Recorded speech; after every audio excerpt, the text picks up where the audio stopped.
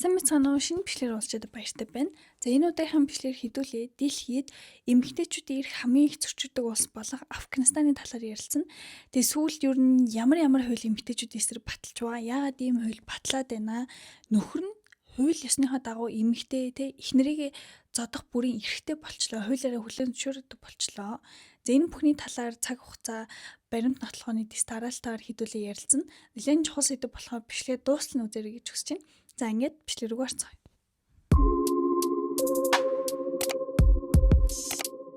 За тэгэхээр анхнаасаа Афганистан эмэгтэйчүүд доогуур байр суурьтай улс төр парламентэд өрсөлдөх хэрэггүй, сонгууль өгөх хэрэггүй, сургуульд явах хэрэггүй, заавал толгооноос хөлийн уул хүртэл нүднээсээ бус бүх юмаа гаргах хэрэггүй байсан юм уу гэвэл үгүй ээ.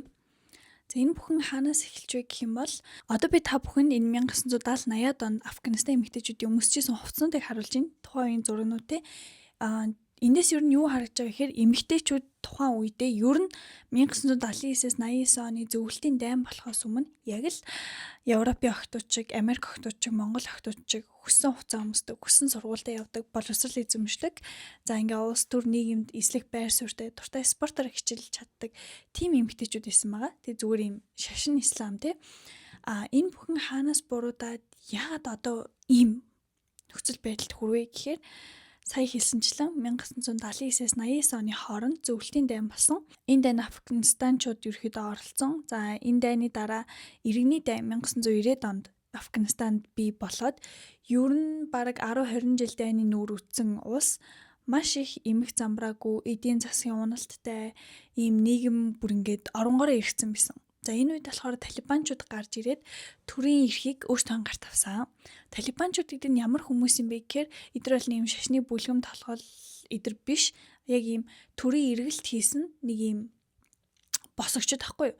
Тэгээ энэ талибанчууд ерөөдөө юу гэж хэлж гарч ирсэн бэхээр за энэ их дайнтай эмх замраагүй байгаа улсыг бид нар зэгцэлнэ. Дахиж хідүүлээ дайнаас болж зоохгүй. Хідүүлээ ингээ гой аз жаргалтай амьдран тэгээ аюу гой юм ислам системийг бүтээнэ гэж хэлж төрийн эрхэнд гарч ирээд 1996 оноос 2001 он хүртэл Афганистан улсын төрийн эрх мэдэлтэй байсан. За ягаад 2001 он хүртэл ингээд төрийн эрхийг удирж байгаад болчихоо гэсэн чинь нөгөө нэг ихэр цамхаг 9 сарын 11-нд нуурсан. Тэр нь болохоор Талибаны Осама бин Лейден гэдэг удирдагч нь буруутай тогтоогдсон доо. Тэрнээс болоод Америкчууд тэр Афганистаны төрийн эрхийг талибанчуудын нөлөөнөөс бууруулад байхгүй болгоод тэгээд барууны дэмжлэгтэй өөр засгийн газрын Афганистаны төрийн эрхэнд гаргаж ирсэн байхгүй юу. Тэгээд 2001 оноос 2021 он хүртэл тэр барууны дэмжлэгтэй гарч ирсэн засгийн газар нь Афганистаныг удирж ирсэн гэсэн үг. За энэ 20 жилийн хугацаанд Афганистан эмэгтэйчүүд яг л бус хүмүүс шиг сургууль сурдаг, ажил хийдэг, улс төр сонгуульд нэр дэвшдэг, ер нь ингээ хүний эрхээ бүрэн эдэлдэг байсан байгаамаа. 21 оноос яагаад талибанчууд буцаад төрийн эрхэнд гараад ирсэн бэ гэсэн чинь нөгөө нэг Америк НАТОгийн хооронд бас ингээ мөргөлдөө янз бүрийн болоодсан да. Тэр завшааныг ашиглаад талибанчууд одоо Америкчуудын өөрсдөнд нь хандуулах тэр хараа хяналт нөлөө нь суларсныг далимдуулаад бас дахиад төрийн эргэлт хийгээд өөрсдийнхөө төрийг базаад авсан. Тэгээд дахиад талибанчууд төрийн эрхэнд гарсан. Ингээд 2021 оны 8 сард Афганистаны төр албан ёсоор талибанчуудын удирдлагад орсон. За нийгэмний хэлэхэд талибанчуудын шашин нь ислам мөртлөө нэг юм хатуу урсгал гэсэн үг. Нилийн хатуу урсгал. Тэгээ эннийх нь үзэл баримтлал нь болохоор ингээ ер нь эрэгтэй эмэгтэй хүмүүсийн ялгаа асар их байх хэрэгтэй. Эрэгтэй төвхтэй male dominant тиймэрдүү шашин баггүй. Тэгээ шашныхаа үзэл баримтлалын нилийн хатуу маяг дэг журмаар мөрддөг. Жохон ер нь бол буруу исламын урсгал гэж хэлж болно. 2021 оны 8 сар төрийн эрхэнд гарснаас хойш ердөө сарын дараанаас эмэгтэйчүүдийн эсрэг нөгөө нэг хуулиа батлаад ирсэн. 9 сард эмэгтэйчүүд охтууд secondary school буюу дунд сургуульд сурах эрхийг хязгаарласан. Тэгэхээр юу гэсэн үг гэхээр Афганистанд байгаа бүх охтууд 6 дугаар анги хүртэлх бага ангийн боловсролыг эзэмшээд тэрнээс хойш юу ч сурахгүй гэртээ байх. Тим хуулийг баталсан. За тэнгүүтээ эмэгтэйчүүдийн эрхийг хамгаалах яамын бас адилхан 9 сард буян үйлдэх байгууллага болгож хэлсэн байна. Тэг ингээ эмэгтэйчүүдийн эрхийг хамгаалахтай эмэгтэйчүүдийн төлөө дуурах нэгч байгууллага Афганистан улсад байхгүй болсон гэсэн үг. Бүгдөө ингээ буйны байгууллага бол явцсан. За тэгээд 2020 оны 5 сард шинэ хувцлын журам гаргаж ирсэн. Тэр нь болохоор толгой оройноос хөлийнхөө уул хүртэл бүх юм халахлана. Нүднээс бус бүх юм халахлана. Тэгээ чи хитрхи жоохон скол хитрхи хөшин биш л заавал нүднээс бус бүх юм халахлана. Хэрвээ чи халахлаагүй бол чамайг хариуцчихсан аавчин, ахчин, нөхөрчин чиний өмнөөс хариуцлага хүлээн. Тэгээд чи бас өөрөө зодуулна. Ийм хөл гарсан. Тэнгүүтээ энтэйгээ холбоотой давхар хэрвээ чи бас ингээд энэ одоо эний чи бурак гэдэлүү. Тэгээд заахгүй. Тэгээд зөвхөн нүд нь гарна гэсэн мөртлөө нэх удахгүй нүдэн хүртэл ил гарч болохгүй. Заавал бурак хүмүүс гээд ийм шаардаад гэсэн. Ийм тортой. Юу юм бэ? Шоронгийн хашаанаас тий. Одоо энэ зурнууд нь байгаа шүү. Шоронгийн хашийн завсаар хараад байгаа юм уу? За тэгээд ингэж бурак өмсөхдөө бас ингээ хит тод өнгө байж болохгүй. Олон өнгөтэй өмсчлэхгүй. Яагаад тэгмэл чи эртэжтэй анхаарлыг татна. Тим хууль гаргасан байгаамаа. За тэгээд 2022 оны 11 сард нь болохоор эмэгтэйчүүд гадуур чөлөөт халахж болохоо бэлдсэн. Одоо парк марклууд за ингээл орой нэг жоохон халахыг да тэг гэрээс гараад жоохон салхи да нэг парк орчууд ирээ да цэцлэт хүрээлээ орё да гэм бол чи заавал эрэгтэй хүний зөвшөөрлөлтэй гарна. Хэрэг чи нөхөртэй бол нөхрөөсөө зөвшөөрөл аваад нөхөртөө хамт гарна. Нөхөрчөө гүйх юм бол чи гэртэй л байна. Тэгээд чи ерөөсөө ингээд эрэгтэй хүний зөвшөөрлгүй гэрээсээ барах гадна хөл явах ирэхгүй болчих жоохгүй. Гэрээс гадна хөл явах юм бол чи ахтайгаа аавтайгаа эсвэл нөхөртөө л гарах хэрэгтэй. За ингээд эмэгтэйчүүдийн ингээ алхах те за хязгаар ийшээ тийшээ очих эрхийн хүртэл хязгаарлаж байгаа. За тэгээд 2022 оныхаа яг сарын дараа буюу 12 сард нь эмэгтэйчүүдийг их сургууль сурахын болиулаад ирсэн. Тэгэхээр одоо ер нь яах вэ гэхээр бүх одоо Афганистан эмэгтэйчүүд тал хувь нь 12 дугаар ангийн боловсролтой. Тэрнээс хоошоо бүх эмэгтэйчүүд дандаа бага ангийн боловсролтой байна гэсэн үг. Тэгээ бага ангийн боловсролтой хүмүүс яах вэ?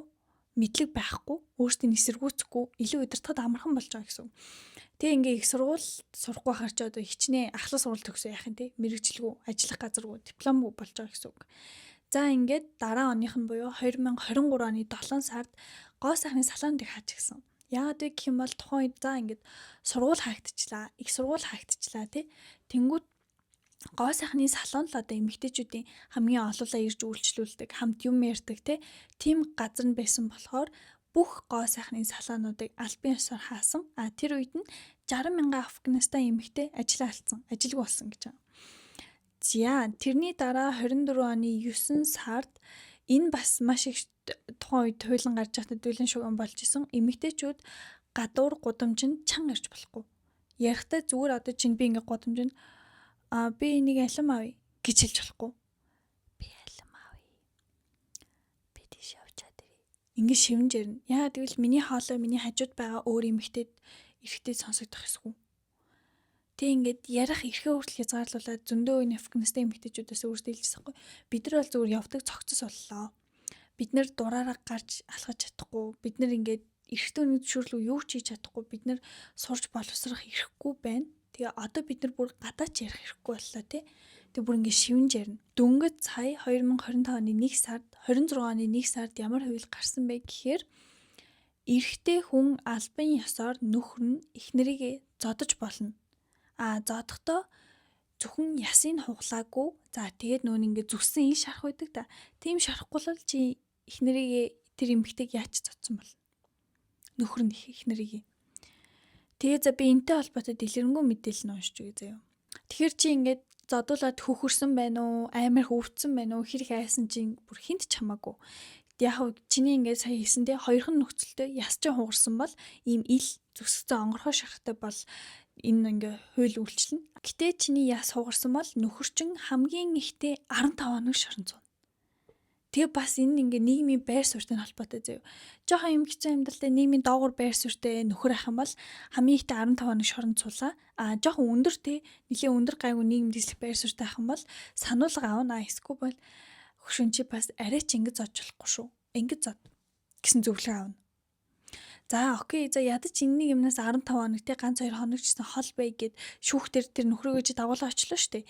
Тэгээд тэгтээ бас ямар шаардлага хангасан байх ёстой вэ гэхээр тэр шархаа үзүүлэх ёстой. Нотлогот байх ёстой тий. Гарч уурсан бол хуурхай гарна. Зүсгцэн бол тий. Зүсэлтэйгээ. Тэгтээ чамайг зодсон, чамайг хүчирхийлсэн тэр эрэгтэйтэйгээ хамт ирнэ. Нөхөртөөгөө. Тэгтээ бие толгойн оройноос хөлийнхөө үл хүртэл битүү хутсан байна. Яаж давааны цаанаас ингээ хугарсан гараа хөлөө ингээд батлах юм? Энэ ер нь айгүй хэцүү болоод ирж байгаа хгүй албаа. Тэнгүүтээ ингээд зүгээр ингээд окей би тэ одоо нэг юм санжинсан юм надаа ингээ хугарцаа ингээд хэлэх нэг өөр. Тэнгүүт энэ ингэж үзүүлж явахдаа энэ бүр ингээ илт мэдэгдэхүүц байх хэвээр. Гэтээ би тааван доор байгаа штэ. Энэ бас нэг асуудал заяа.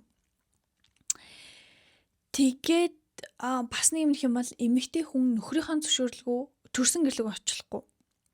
Хэрвээ нөхрийнхөө зөвшөөрлөгөө төрсөн гэрлэг очих юм бол 3 сар хүртэл шорон цууна. Зүгээр л нөхрийн зөвшөөрлөгөө те аав ээж дээр очиж ирээд 3 сар шорон цууна. Нөхөр нь болохоор их нэрийг ясын хууртал зодоод бүх юмыг хутгалаад сийчээд 15 хоног. Айгүй шудраг босоод тэгээд ерөөхдөө энэс болоод бас маш их олон улсын хүмүүсийн шүүмжлэл тийм хейтийг авж байгаа. Гэтэ одоо өөр хүмүүс хейтлэгээд энэ Афганистан эмэгтэйчүүд үзүүлэх нөлөө ч юм уу тус болж чадахгүй л байгаа хгүй. Тэгээ ер нь л маш юм аимшигтай хуйлууд батлагдсан. Тэгээд миний бас орхисон юмнууд нь хэм бол юу? Ганцаараа аялж болохгүй. Эмэгтэй хүн эмчлүүлж болохгүй. За энэ шууд утгаараа биш. Афганистан эмэгтэй өвдөх юм бол эрэгтэй эмчтэр үзүүлж болохгүй. Тийм болохоор заавал эмэгтэй эмчтэр үзүүлнэ. Гэхдээ Афганистан эмэгтэйчүүд 6 дугаар ангиас хойш боловсрол эзэмших боломжгүй. Тэгэхээр юу гэсэн үг гэхээр тэгээ бас Афганистанд байдаг одоо ер нь байгаа эмэгтэй эмчнэр маш цөөхөн. Тэгэхээр тэр олон эмэгтэйчүүд хэдхэн эмэгтэй эмчтэр тэгж үзүүлж чадах уу? Нөхрүүд нь зөвшөөрөөд эмнэлэг авч явах уу?